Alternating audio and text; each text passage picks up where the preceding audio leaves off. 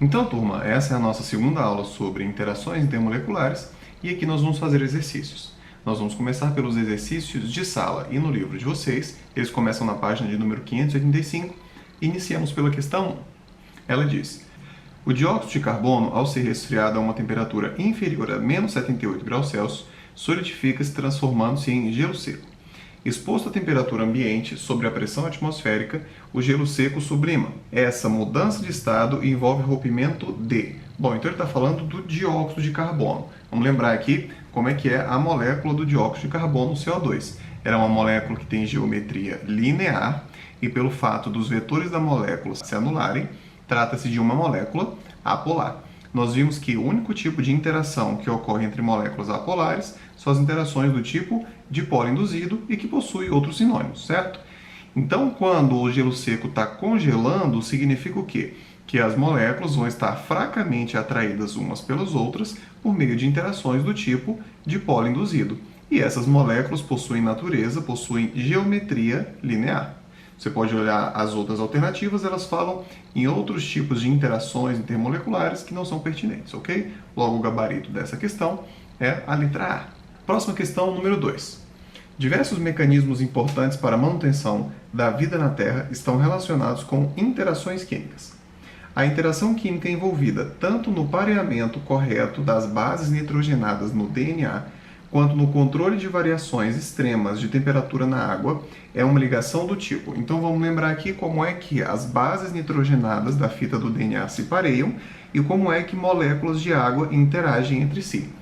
Tanto nas bases nitrogenadas quanto na molécula de água, nós temos o hidrogênio ligado ou ao nitrogênio, como é o caso aqui, ou então o hidrogênio ligado ao oxigênio. E isso satisfaz ao requisito das ligações de hidrogênio. Então, a interação intermolecular que ocorre entre bases nitrogenadas e entre moléculas de água são as ligações de hidrogênio, portanto, o gabarito dessa questão, letra C. Próxima questão, a de número 3. Analise os processos a seguir. Nós temos 1, 2, 3, 4 processos. Indique para esses processos quais ligações são quebradas ou formadas. Então, analisando aqui o primeiro processo, o HCl está saindo do estado sólido e está passando para o estado líquido. Aqui, há o rompimento da ligação entre o H e o Cl? Não. O que acontece é que são enfraquecidas e parcialmente rompidas as interações entre as moléculas de HCl. Nós estudamos na aula anterior que as moléculas do HCl interagem por meio de interações do tipo dipolo permanente. Então, aqui nós temos rompimento de interações intermoleculares do tipo dipolo permanente. O mesmo acontece quando essa substância passa do estado líquido para o estado gasoso. E as moléculas de fato vão se afastar, vão se separar, e essas ligações vão ser completamente rompidas, deixando cada molécula isolada, certo? Então, em 1 e 2, rompimento de interações intermoleculares, neste caso, dipolo permanente. No processo 3, olha o que aconteceu. O HCl gasoso transformou-se em H e Cl. Bom, para isso é necessário quebrar a ligação que existe entre o hidrogênio e o cloro. E nós já estudamos que a ligação entre hidrogênio e ametais é uma ligação do tipo covalente. Então, no processo 3, é rompida a ligação covalente entre o hidrogênio e o cloro. Para o processo 4, o que acontece? Os átomos de hidrogênio ligam-se entre si, formando a molécula de H2, e os átomos de cloro ligam-se entre si, formando a molécula do Cl2. A ligação entre átomos de hidrogênio e a ligação entre átomos de cloro é uma ligação covalente. Então, no processo 4, ao contrário dos anteriores, não há quebra e sim formação, neste caso, de ligações covalentes. Então, é isso que ocorre em cada um desses processos. A próxima questão é a de número 4. O cabelo humano é composto principalmente de queratina, cuja estrutura proteica varia em função das interações entre os resíduos aminoácidos terminais, conferindo diferentes formas ao cabelo, liso, ondulado e etc. As estruturas relacionadas a seguir ilustram algumas dessas interações específicas entre pares de resíduos de aminoácidos da queratina.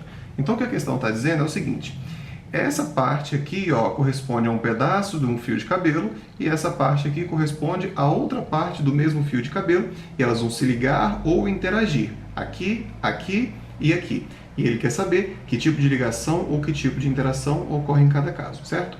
Aqui nesse primeiro caso, nós temos aqui um cátion, o cátion amônio, e um ânion aqui, o oxigênio. E aí nós temos uma carga positiva e uma carga negativa se atraindo. Então o que de fato vai acontecer aqui é uma ligação química, especificamente uma ligação iônica. Já aqui nós temos uma parte da queratina e outra parte da queratina que estão unidas por meio desses dois enxofres. Bom, os dois átomos de enxofre são ametais e ametais se unem, se ligam por meio de que tipo de ligações?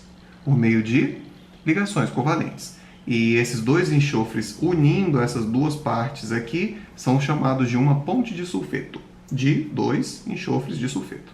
Aqui a próxima interação nós temos o hidrogênio que está interagindo com o oxigênio. Você percebe que não tem nenhuma ligação aqui entre os dois? Então é uma interação. Bom, nós sabemos que quando o hidrogênio está ligado a fluoroxigênio ou nitrogênio e ele interage com um átomo em outra molécula, essa interação que se dá aqui é do tipo ligação de hidrogênio. Então, concluindo, aqui nós temos uma ligação iônica, aqui uma ligação covalente e aqui nós não temos uma ligação. Aqui nós temos uma interação intermolecular do tipo ligação de hidrogênio. Próxima questão, número 5. Observe atentamente a imagem a seguir. E aí nós temos aqui um inseto pousado sobre a água. Tal fato só é possível porque a água apresenta alta... Bom, gente, se ele está aqui pousado na superfície da água, significa que nessa superfície as moléculas estão se atraindo com grande intensidade. E essa rede de moléculas que forma essa película na superfície é a chamada tensão superficial. Então a água apresenta tensão superficial, permitindo que o inseto pouse em cima da água sem que ele afunde. Então o gabarito dessa questão, letra B. Agora a próxima questão. A polaridade em compostos químicos tem contribuições importantes nas propriedades destes e também apresenta influências diretas nas interações intermoleculares. Observe as estruturas dos compostos abaixo. Aqui nós temos o metano, a água, o etanol e a propanona. A temperatura de ebulição é uma propriedade específica de matéria e está intimamente relacionada com a natureza das interações intermoleculares, dentre outros fatores.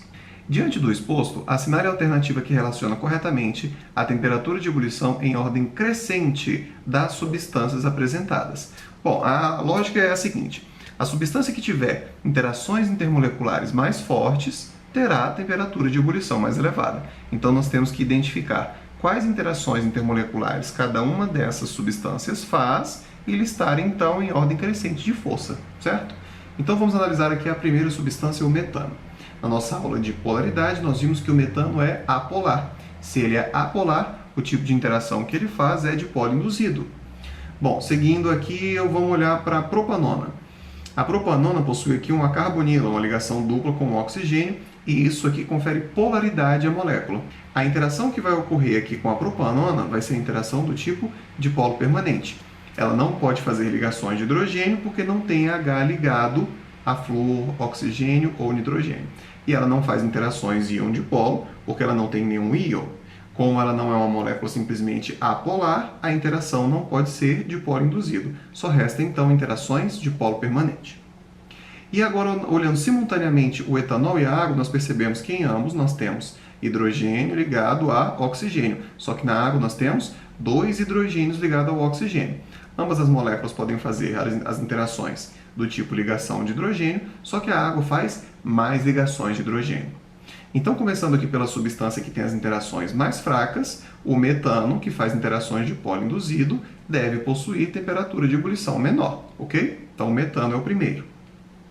Em seguida, a interação mais fraca é a interação de polo permanente, que é a interação que a propanona faz. Então, ela é a próxima na ordem crescente das temperaturas de ebulição. Restaram, então, etanol e água. O etanol faz apenas uma ligação de hidrogênio e a água faz duas. Então, a temperatura de ebulição da água será maior que a temperatura de ebulição do etanol, portanto, a água tem maior temperatura de ebulição. A alternativa que lista essa sequência é a letra A.